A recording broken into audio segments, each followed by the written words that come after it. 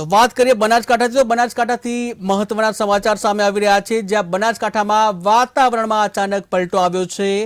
વહેલી સવારથી જ વાદળછાયું વાતાવરણ જોવા મળ્યું હતું। 26 થી 28 ડિસેમ્બર માવઠાની આગાહી પણ કરવામાં આવી છે જ્યાં વાતાવરણમાં પલટો આવતા ખેડૂતોની ચિંતામાં વધારો થયો છે। ત્યારે વરિયાળી દિવેલા રાયડો ઘઉંને પણ નુકસાન થવાની ભીતિ સેવાઈ રહી છે।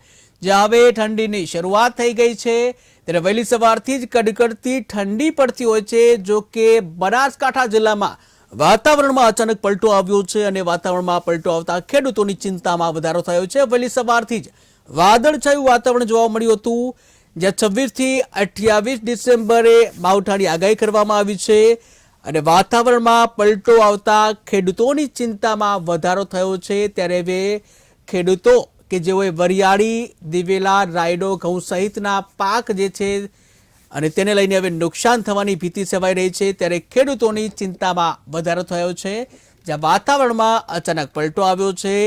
માવઠાની પણ આગાહી કરવામાં આવી છે।